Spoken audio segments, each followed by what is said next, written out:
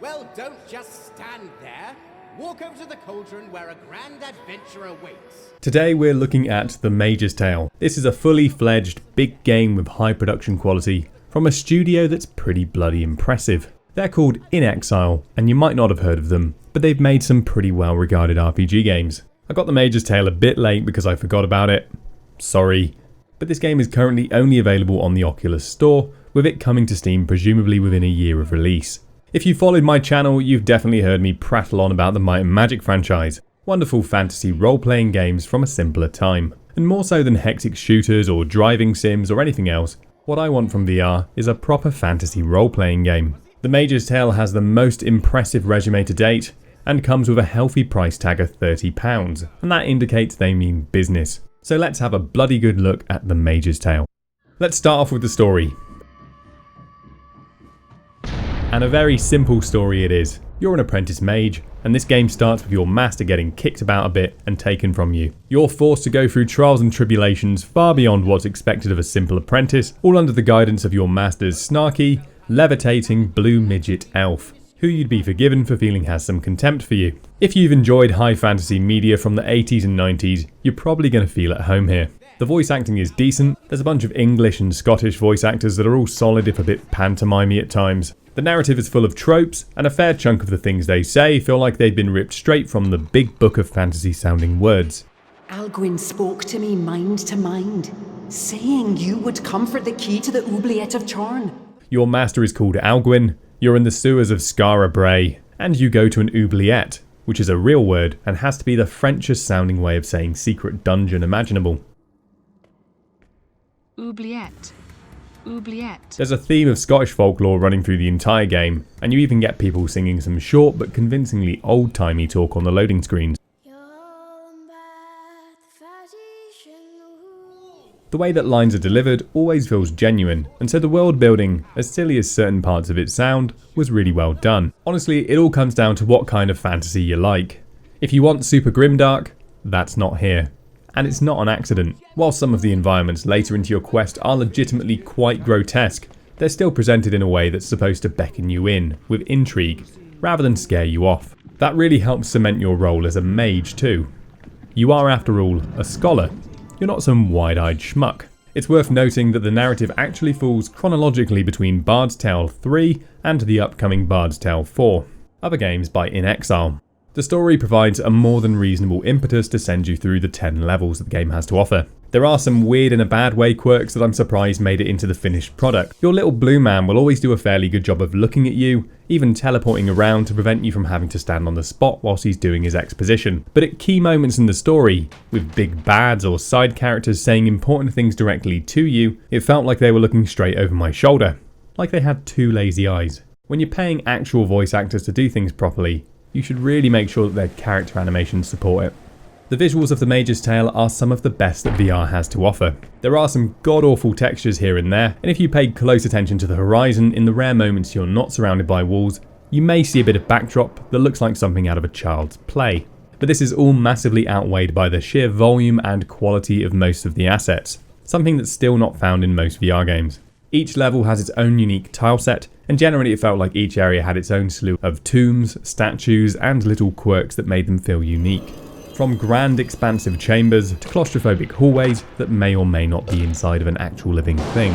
From weird panelled doors to ones you open by poking them in the eye. Some of the most impressive and even beautiful scenes come right at the tail end of the game too, so there's no point where it just drops off, though around the mid-game, the toomy vibe may be a bit monotonous. As for the visuals of the combat related stuff, I mean, you can see there's plenty of footage in the background. It's really nice. The art direction's really consistent and appealing. Little no-necked goblins rather than the usual gaunt style, skeleton archers who can zip around the room, and things like talking wall pieces all really match up well with the style of fantasy I was describing before. Plenty of intrigue and whimsy. The sound also matches everything perfectly as far as I'm concerned, with plenty of context-based sounds during combat, throwing items. Generally from a sound point of view, it was a very rich and polished experience. Now, let's get into the stuff that either turns this into a masterpiece or makes it a disappointment. The gameplay and the VR. So the VR implementation in this game is pretty flawless. As you're a wizard, you're able to grab everything from afar, and you achieve this by pointing out your palm until the item highlights, and then grabbing it. Aside from occasionally grabbing the wrong thing, or getting confused why your hand keeps failing to turn a crank on a jack-in-the-box, interacting with the world was pretty fantastic, especially considering the wealth of things there is to interact with, from cranks and levers, to chests and various boxes, to chains and tools. It was all great, and massively improved by the wizardly telekinesis. Moving in this game, however, is a bit of a bugbear. As far as I'm aware, they've said they may patch in smooth walking, but no promises. I played the entire game using the notch movement, so I'm sorry about how that negatively impacts watching it back. If I'd really thought about it, I probably would have used a teleport or dash function a fair bit more. The way the two are integrated is really nice, with the left analog stick doing the notch movement, and pushing the right stick forwards will create a little node you can teleport to. I think the movement I used did strain my eyes a little bit, but didn't make me sick. For the play session length I'd expect, which is about 30 minutes to an hour, with each level being a pretty good session, I think it's decent enough to not take away too many marks. The Mage's Tale is really made up of two elements: puzzles and combat. And as I've said, the world interaction is great, the visuals are great, the sound design is great. When you put these things together, alongside a team of committed RPG fanatics, what you get is not only nice playing puzzles from a mechanical point of view, but also ones that maybe don't do that much, but get a hell of a lot of mileage out of their presentation and character. At its heart, the puzzles generally all revolve around your 4 elemental spells, or by fiddling with some knobs and dials, but they're just really good. The average puzzle is solid. There's occasionally trivial ones that didn't really feel like filler because of their neat presentation or some aspect of the world building they achieved, and then there's the really nice ones, the ones that you either get stuck on and figure out and feel like a smarty pants, or that just come together in a way that makes you think, okay, fair enough, I didn't expect that. There's also a good mix of puzzles which involve things in the immediate vicinity, and ones that reward keeping something in the back of your mind for more than a minute or so. The Mage's Tale is absolutely full of good puzzles, and the puzzles and presentation are probably good enough that I'd recommend it even if the combat was bad, though probably at about a third off price-wise. And speaking of, the combat is not bad. It's actually pretty bloody enjoyable. The combat consists at its heart of only about 3 enemy types: ranged, flying ranged, and shielded. And the amount of enemies on offer isn't that big, and you're going to trip over yourself sometimes due to the movement. That said, the Mage's Tale absolutely nails a bunch of things about the combat, that again is because it's made by people who really care about you having fun. Also, I think having no melee component makes it considerably easier to create a satisfying combat system, ranged combat always being considerably better in VR so far. So, firstly you've got your shield and your spells. Your shield can be used to block incoming attacks, as well as using the quick strafe, or any other movement just to get out of the way. This means that you've got options on how you want to react. You can bunker down and use things like your lightning, or you can take a more active approach, actively seeking out weak points. The enemy types force you to cycle through your skills, but not in a way that felt like a quick time event. You do have choices, but it's nice the way the combat is a bit puzzly, but not in an obsessive way.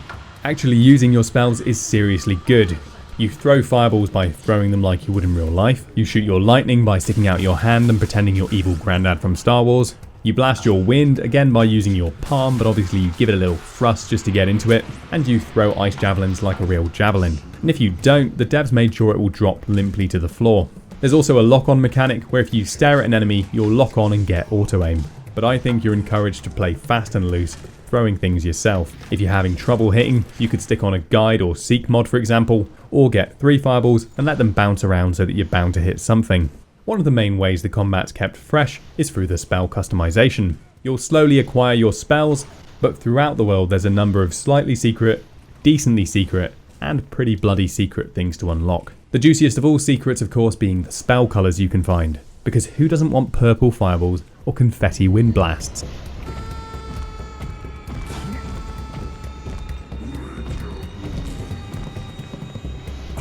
Obviously after that you've got a range of mods that change how your spells actually behave, from bouncing to life leeching to extra power or range, and even wackier things like polymorphism. These effects aren't always serious and they're not always the most helpful, but they make the combat incredibly fulfilling, especially little things like the first time you brew, yes, brew, a polymorphing lightning spell and turn a fucking giant or something that you'd not expect to be able to polymorph into a piñata for a few seconds. These are not the kind of enemies you normally expect to be able to polymorph, usually being treated as special bosses. Not here. Free candy for everyone.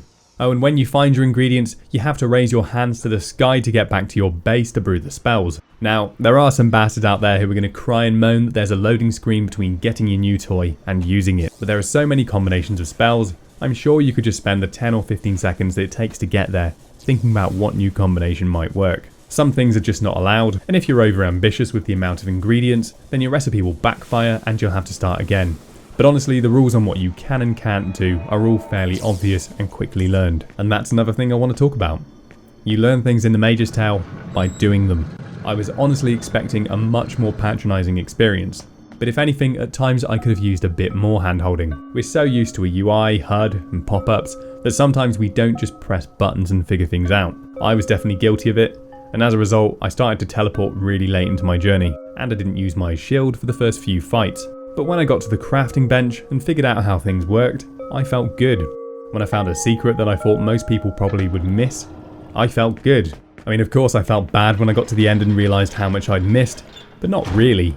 I was impressed more than anything else. Not only is it satisfying to fight with some new spells, but the game encourages you to find its secrets, to make the combat more fun, which in turn makes you want to find more secrets, which makes you feel smart. Then you have more fun.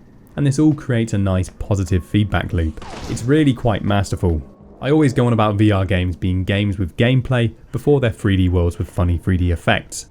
And In Exile clearly have the same philosophy. This is still a fairly early VR game, so it's not the biggest thing ever. It doesn't last that long, though I'd say the length is spot on, and it doesn't go into crazy depth on any single element. The puzzles are good, but not genius or anything. The combat is good, but not breathtaking. But the level design and pacing do a really good job of tying it all together into a coherent package. It is linear, and if you wanted to barrel through, you could more often than not figure out which way is probably the way to your destination. But you'll either always, or often, go for the one that's probably optional.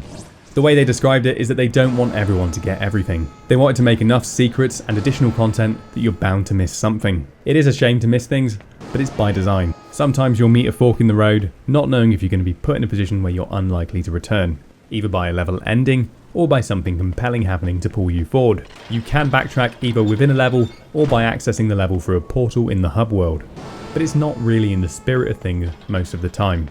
And sadly, as fun as this game is for secret hunters and collectible fanatics, it really doesn't encourage replay. Even after beating the game, you can come back and revisit any level, but they'll be exactly as you left them, with dead enemies. There's also no tracker on each level for what's in them as far as collectibles. It's a sort of okay but fairly negative side effect of the whole no HUD thing. But from a game with some really obscure secrets, it would cause aggravation if you really wanted to 100% it.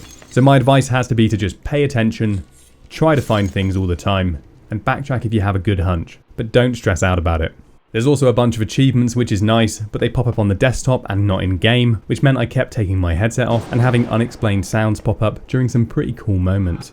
The Mage's Tale does a great job of sticking you in a fantasy world and letting you just be a part of it. As long as you have an interest in the genre, it's really one for everyone, with the freedom to focus on what you specifically want. It took me about 6.5 hours to beat, and if I wasn't under the strain of trying to get it done, I could easily have taken 7 or 8. Also, I did actually want to come back and collect some more things. That's how I found out I didn't really encourage replayability. The fun of acquiring the remaining upgrades is really lost when there's nothing other than the final boss for you to fight.